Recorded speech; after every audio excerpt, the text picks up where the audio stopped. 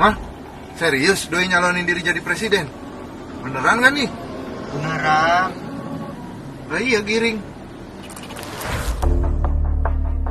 Ya, saya memang memberanikan diri untuk maju sebagai calon presiden di 2024. Dan di video ini, saya akan jelaskan alasannya.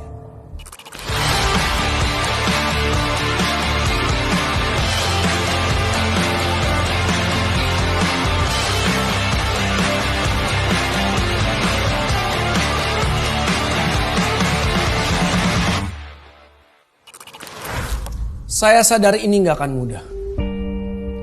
Saya justru terjun masuk ke dunia politik pada saat banyak anak muda gak suka, sinis, atau pesimis pada politik. Politik ya? Banyak ibunya gak sih? Politik ribet mas. Kita boleh aja benci politik, tapi suka gak suka, banyak keputusan penting yang terkait diri kita diambil melalui sistem politik. Contohnya nih, kalau ada kepastian hukum, efeknya dunia usaha bisa tumbuh dengan baik. Dan buat kita, cari kerja jadi gampang. Nah, kepastian hukum itu ditentukan oleh apa ya? Ya sistem politik. Bagi saya dan jutaan anak muda lainnya, ada dua pilihan. Diam dan melihat orang lain yang menentukan arah masa depan, atau turun dan terlibat menentukan masa depan kita sendiri. Saya memilih untuk turun dan terlibat. Saya percaya bahwa anak muda justru harus melibatkan diri lebih lagi dalam politik. Ini adalah cara agar suara kita didengar, diperhitungkan, dan bisa menentukan masa depan yang kita inginkan. Izinkan saya bercerita tentang latar belakang hidup saya, sehingga akhirnya mengambil keputusan besar ini. Saya lahir dari keluarga biasa, keluarga kelas pekerja.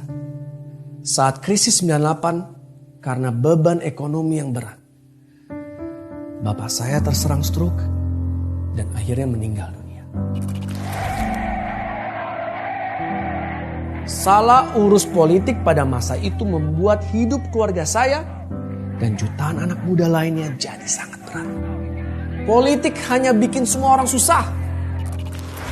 Perjumpaan kedua saya dengan politik datang tidak terduga. Jadi gini, selama puluhan tahun rumah keluarga saya di Jakarta langganan kena banjir. Tapi tiba-tiba tahun 2015 saya dan tetangga saya heran.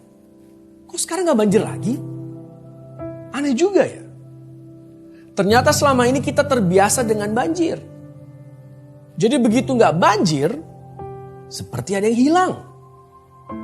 Sejak itu, saya mulai memperhatikan ada banyak yang berubah di sekitar saya. Ada pasukan oranye yang rutin membersihkan sampah. Ada juga pasukan biru yang membersihkan sungai. Ketinggalan mas, itu mas, satu mas tuh. Wah, tuh mas. Ini hasil kerjaan Mas Giring harus diangkatin. Siapa? Habisin. Sebelumnya, berpuluh tahun saya dan jutaan orang di Jakarta percaya bahwa kota ini gak akan pernah berubah. Mulai angkutan umum yang gak tertata, pelayanan publik yang lambat. Semua ini dianggap takdir yang harus kita terima menjadi warga ibu kota.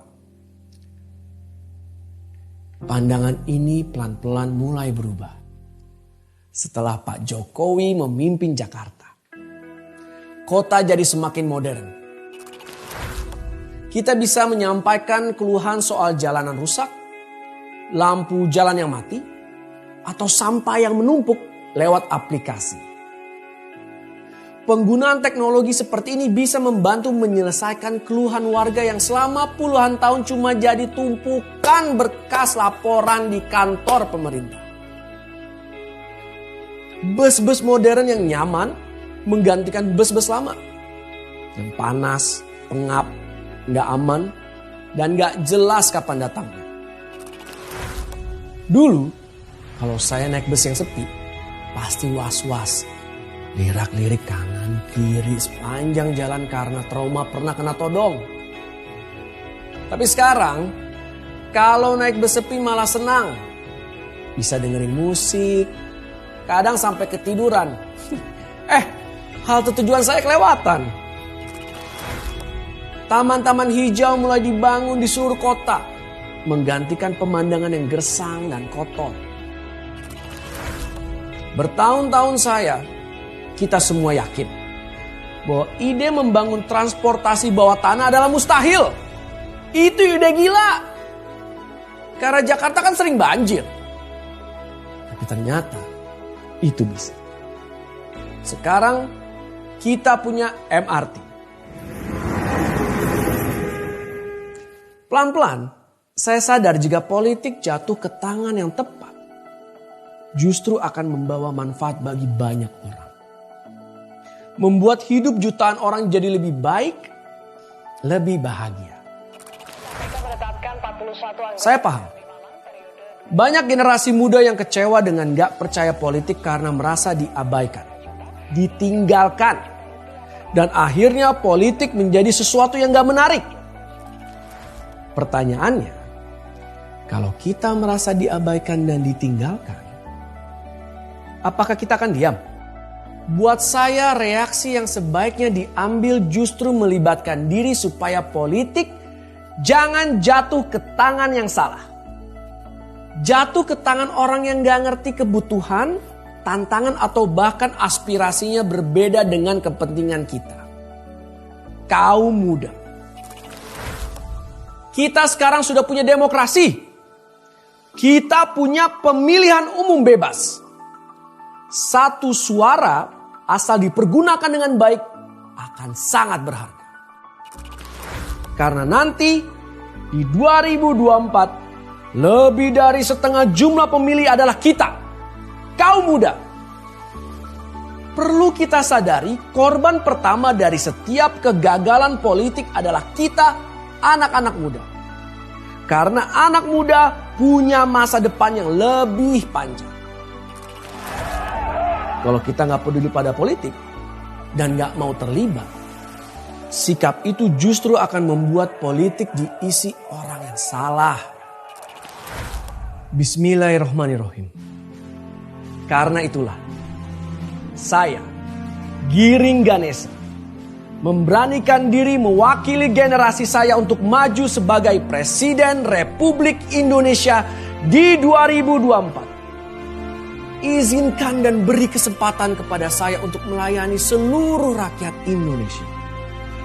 Saya percaya kita akan bangkit berdiri untuk Indonesia yang semakin jaya. Itulah cerita saya.